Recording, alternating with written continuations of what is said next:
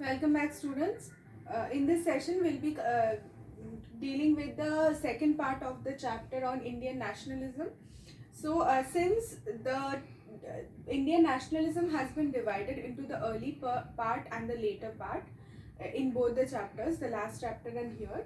So, I will be providing you with the question answers together, and I'll give you homeworks also. You'll have to write on your own and submit it to me.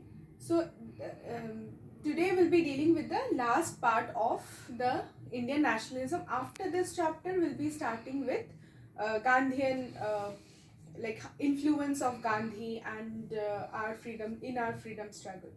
So last chapter we have last session we have talked about the division of Congress into moderates and radicals. So the strategies of the moderates and the radicals. And in today's class, we'll be dealing with partition of Bengal, Muslim League, Surat split, Home Rule League, and Lucknow Pact. So partition of Bengal. Now, I'm sure you all have heard about the concept of partition of Bengal. Like Bengal was divided into East Bengal and West Bengal in two parts. Earlier, Bengal consisted of Bangladesh as well, like it included Bangladesh. So, Bengal was divided into two sections. They according to the Britishers, they divided Bengal in order to have a better administration. This was their reason of breaking up of Bengal into two divisions. But they have tactically divided Bengal in communal lines, like in two parts, with Hindu majority in one section, whereas Muslim majority in the other section. They understood this fact that if Hindus and Muslims were united and they would fight against the Britishers, then it would be difficult for the Britishers to control or contain all the revolts, all the all the uprisings in India. And if the sentiments, the religious sentiments is hurt, if the religion, since India is a land of multiculturalism, multi-religion, there are so many religions, majority Hindus and Muslims were few of the majority religions. So if they could hurt the sentiments of the majority religion, if they would hurt the sentiments of the people who belong to the religious community, like two of the major religious communities in India, then it would be easier for them to rule. So they divided Bengal with the policy of divide and rule, like dividing the among the people, creating divisions among the people and rule over them, which would make it easier for them to rule. So the main the person who is behind this division of Bengal or partition of Bengal was Lord Curzon. In 1905, the British Viceroy Lord Curzon partitioned Bengal, the largest province of Bengal, into two parts, East Bengal and West Bengal, and on the pretext of better administration. But the nationalists could understand that this division was done on the basis of communal lines and on the basis of communal designs of the British. Behind there were communal intentions was to create divisions among the two religious communities and also change the course of the freedom struggle. So this was being opposed by all the sections of Congress. There were two, we already have studied about this, and all the small organizations, associations, and whole of the people from all the classes. There were middle class intelligentsia, then the lower class people. So everybody opposed this partition of Bengal, and the anti-partition struggle or anti-partition movement started, and people from all over the India agitated and protested against this British policy. And especially the movements of boycott and Swadeshi movements, which we will be dealing in more details in later chapters. So boycott, Swadeshi movement started to spread, and also more methods of agitation, many other methods of agitation were adopted, and the British made good goods were completely boycotted, and main aim of the Indians was to promote the Indian industries, the indigenous industries, and also improvise or develop the economy which was going in the ruins.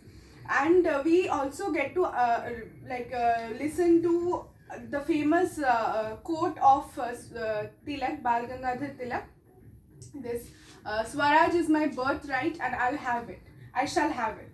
So this is a very important quote which agitated the people of India, and which also filled the people of India with the sense of nationalism and with the sense of love for one's own country, and the ill protest against the ill policies of British. So this was the partition of Bengal, which was widely condemned. Then we come to Muslim League, formation of Muslim League. So the people, the Muslims especially felt, so as you all know, like just I have told that the Britishers wanted to hurt the religious sentiments and rule. So they somehow managed to explain the Muslims and managed to propagate this idea that Congress was mostly Hindu oriented, and also the fact that the Muslims felt neglected in the Indian National Congress and formed a separate league or separate movement, which was the Muslim League. This was formed in 1906 and under the leadership of Nawab Saimullah Khan, and it was again formed to promote and protect the rights of the Muslims, and they also demanded a separate electorate for the Muslims. So somehow the Britishers were successful in implementing the seeds of like communal electorate among the people of India. So divide and rule policy of British somehow became successful. Then Lord Minto, the Viceroy, gave them assurance of separate representation, and the British passed the Indian Council Act of 1909, which was also popularly known as Minto-Morley reforms. And by this reforms, the Muslims were granted a separate electorate. Now we come to Surat split. So Surat split, this split is one of the important meeting of Congress, where the two groups, the radicals and the moderates, got separated. Like Congress finally officially got separated into moderates and radicals, and there was like the division between the moderates and radicals was so vast that they could not work together. They had different propagandas, different way of dealing with situations, different way of agitation. Hence the Congress got divided officially into two groups. So the split was evident during the Congress session, which was held in Banaras in 1905, and some nationalists led by Lokmanya Tilak denounced the suggested passive resistance. So radicals denounced the passive resistance of the moderates, and they wanted to split from the Congress. And the moderates and radicals further widened the gap in 1906 in the session of 1906 in Calcutta. So both the groups supported different candidates for the presidential election, for the presidency of Congress. Later, Dadabhai Naoroji was accepted as the president by both the groups. The radicals, however, succeeded in passing a resolution which on the principle of Swadeshi and boycott movements, which was opposed by the moderates. Remember, moderates always believed in passive resistance. And in 1907, finally, in Surat session of Congress, the Congress got split into the radicals and moderates. Raj Bihari Bose was elected as the president of Congress, and the moderates renounced the resolution on boycott and Swadeshi, while which was unacceptable to the radicals. The session was suspended due to the constant clashes between the moderates and the radicals, And this incident marked a complete split in the Congress between the moderates and the radicals, and then the radical nationalists continued to function as a separate group till 1916 CE. So you can see there is a vast division in Congress into two groups. Now we'll be talking about Home Rule League in 1916. So, Home Rule League was started by Bal Gangadhar Tilak in Pune in 1916, and to revive the spirit of nationalism among the people of India, and also instill the sense of self-governance among the people and the importance of self-governance.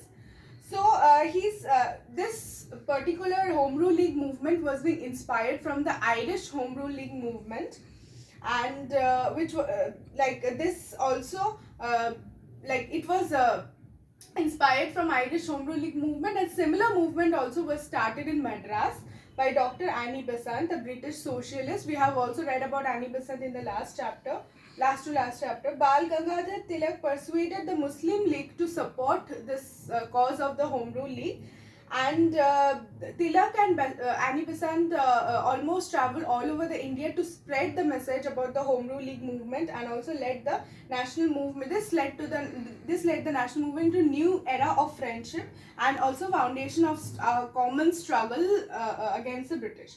Now the last, that is the Lucknow Pact. Lucknow Pact in 1916. So both the Congress and the Muslim League held meetings at Lucknow, and the result was a famous Lucknow Pact. So the Muslim League and the Congress held a meeting together. So the Congress accepted the idea of separate electorate for the Muslims, and both Congress and Muslim League demanded a dominion status for India. The British government was weakened because of the Hindu-Muslim unity, and this led to the slow development in the local self-governing bodies. So the Lucknow session was somehow successful in bringing back the Hindu and the Muslims together. Earlier we can see different organizations were being formed, and both dealt their own ideas and agendas. Now they are somehow together, and this helped in this was one of the important factors in strengthening the national movement, and led to the freedom from the British, like a common struggle for independence from the British rule. Last topic of this chapter is national movement and the First World War. So this national movement was somehow unitedly fought by the whole most of the people of India, irrespective of the religious communities. Now somehow at this point of time, 1916, mostly 1914 it started, the World War broke out, and Britain was heavily involved in World War I. The British declared that they were fighting the World War for promoting democracy and human rights, and this particular cause was supported by the Congress, and they supported the British government, and Indian troops also were sent. The loyalty of the Indians was in form of men and money, as Indians had a hope for self-government. So the war continued till 1919, World War I, and the Muslim League also changed its objective of loyalty towards the British because of the anti-Muslim policies of British in Turkey. So this gave a chance to the Congress to come closer to the Muslim League, and once again the Indian Hindus and the Muslims were united, as the Congress supported the cause of the Khilafat movement, which we will be talking about later. The Turkish Khalifas with the Muslim of India, they supported the cause of the Turkish Khalifas, and we'll be talking about the Khilafat movement in Gandhi, the next chapter. So that is, we can see there is a unity of the Muslims and the Hindus, and there was a common sense of struggle, or there was a united revolt against the British. So that will be all. That would also lead to the end of this chapter. We'll be starting with Gandhian policies and how he was involved in the freedom struggle in the next session. That will be all. Thank you.